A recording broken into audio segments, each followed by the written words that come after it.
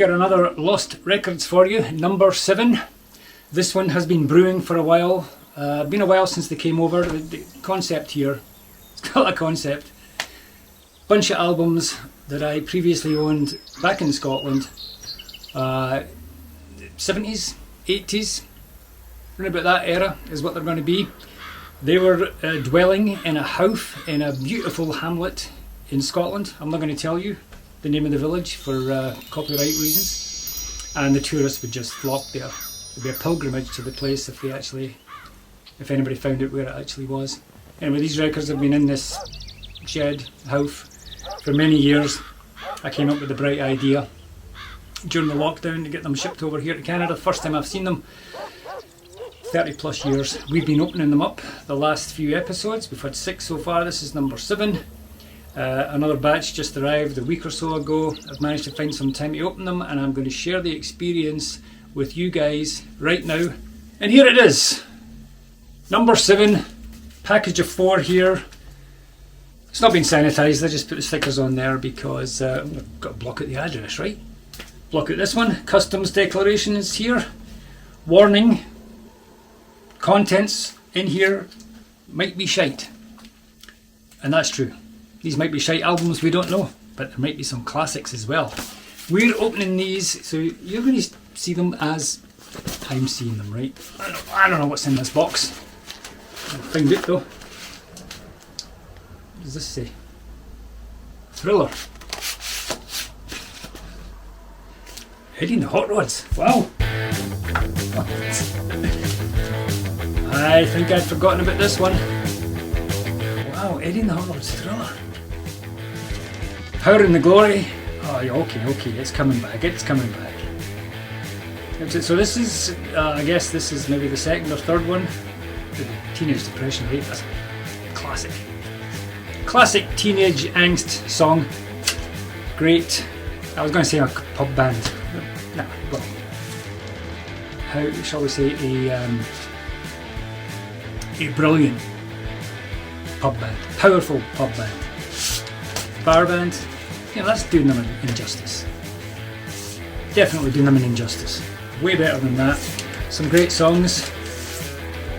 So this is, what year is this? So this is going to be around about the tail end of punk. Punk would have been gone for a wee while, I think. This is mixed in there. It's not new wave. It's rock and roll. It's rock and roll. That's what it is. I'm going to get the year of this if I can. Strong albums and absolutely fantastic live. I never got a chance to see them. I think a few of my friends did. And they have plenty of stories about how awesome these guys were live, and much better in a smaller venue, if you know what I mean. So there we go. So this is going to be interesting because I haven't listened to these songs for a long time, and I'm looking forward to this one. It looks like it's in great shape. I'll make sure I've had about, this is a 4 beer album. I think you have 4 beers, then you slap this on, and then you're golden after that. Should be fun. There we go. Eddie and the Hot Rods. It's a surprise to me. I bet it's a surprise to you as well. Back in 1978 there was an amazing triple bill that could be had. I was probably just too young. The Radio Stars, Squeeze and Eddie and the Hot Rods. Can you imagine how brilliant that would have been? The same year there was a double bill that was going around that a lot of other people have suggested was even better. UFO and Supertramp. No offence, but give me Radio Stars, Squeeze and Eddie and the Hot Rods any day. We are going to open the second one. I hope it's packed the right way. My sister's not too good at this. I've told her before. God, we got a Thin Lizzy here. A double album. This is a compilation thing, I would say, so a lot of their earlier albums, big, dramatic, gatefold. There's Phil, Eric Bell and Brian Downey.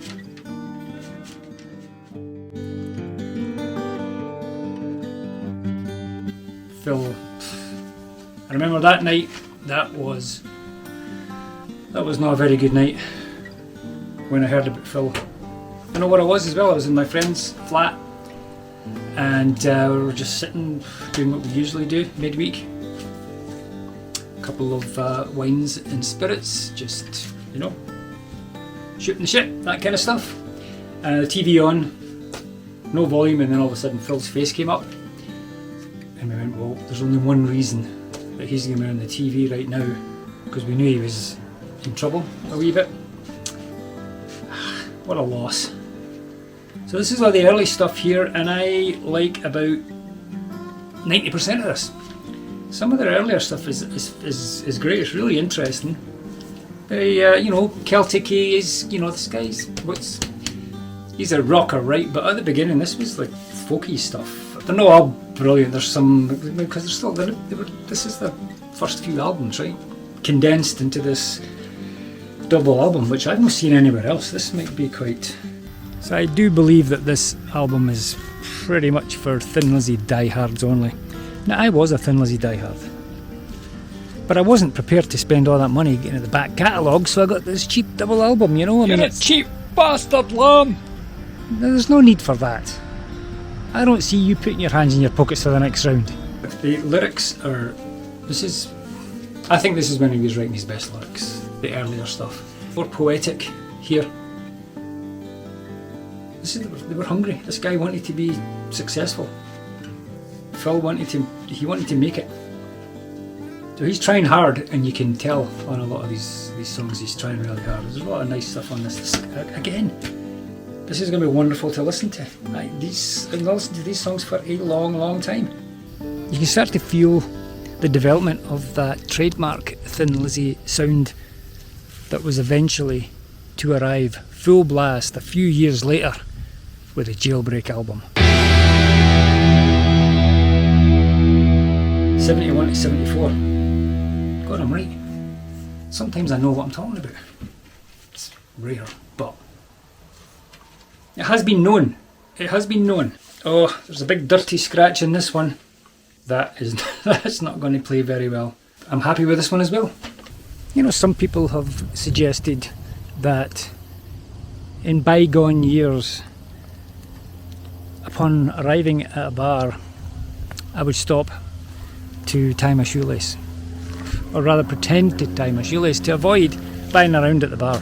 Tell you it's cheap. It's kind of ridiculous, and it's totally false as well, because I was always wearing slip-on Chelsea boots back then, and you know, there's no laces there, so an obvious lie. Okay, another record store, and we're going for number 3. Let's see what they've got in this record store. It's a nice looking place, very welcoming at the door there, and I'm going to fish around and see what album I can find. Jesus. Ouch. The Dictators. We are an American band. Where's these guys from? Minnesota? Wrong. What a numpty, eh? Minnesota. Just because they have a song called Minnesota Strip does not mean they're from Minnesota. Are these guys well known over here? I don't know. I don't even know how somebody must have. A friend of mine must have had a few of their albums or told me about them, and I investigated it. And look at these brilliant names. Richie Teeter on drums, Top 10 on rhythm guitar and vocals, HD Manitoba, Handsome Dick Manitoba on lead vocals, Andy Sheriff, oh come on buddy, get another name. Ross the Boss, lead guitar, another good one. Well, that's a quick game. What do you want to be called? My name is Ross, so Ross the Boss. Works for me. Yeah. Dreary, dark, empty basketball, no net. Look at that apparatus, that's depressing. These guys are, this is dark rock. It's not dark rock, don't get me wrong. It's kind of American, it's garage band, rough rock. I remember what's a few of these songs here. Faster and Louder, yes. Great opening track on this album, Faster and Louder. And the intro, 1, 2, 3, 4, by none other than Bruce Springsteen. The Minnesota Strip was the one I liked. I don't know how to describe these guys, they're a bit raw. Not punky, well, is it punky? I don't know, is it New York Dolls? Is it something that's a bit a bit grittier than that. No I don't think there's much glam in these guys. Yet another record store. And we have another album in here. Let's see what it is. And that one might not be mine. It might not be mine, but I'm glad I've got it. Because I never used to kind of follow these guys at all, but I have lately. I've started listening to a wee bit of a back catalogue and stuff, and I like some of their stuff here. Once you go over Tom Petty's voice, which is a bit aggravating at times. American Girl's on this, come on! I wonder if I did buy it. This is, you know what, it's paper thin. This is well worn. And these guys could play. This was a good band here. What year is this? Is this 77, 76? 76. Tom Petty and the Heartbreakers. I don't have any stories at all about this one because I'm not even really sure it's mine. But it is now. There he is. Look at this. Openly smoking a joint on an album cover. That is outrageous, and so is he. Oh, that guy's already stoned. Oh, the other guys are puffing away. Disgraceful. Absolutely disgraceful. There you go. Tom Petty. The album that's got American Girl, and you can't go wrong with that.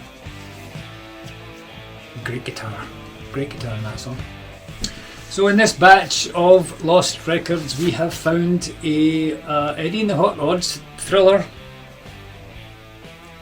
Another one. This is a vague recollection, I must admit. Another vague recollection. Definitely mine, so I definitely bought it. I might have another one or two kicking around. We'll see in the coming weeks. Same with this guy as well. Compilation, Thin Lizzy, back catalogue stuff in a double album. Very convenient. Probably cheaper as well. That's why I got it. Let's be honest. Cheap! Well, I'm not embarrassed to mention that at all. The Dictator's definitely mine.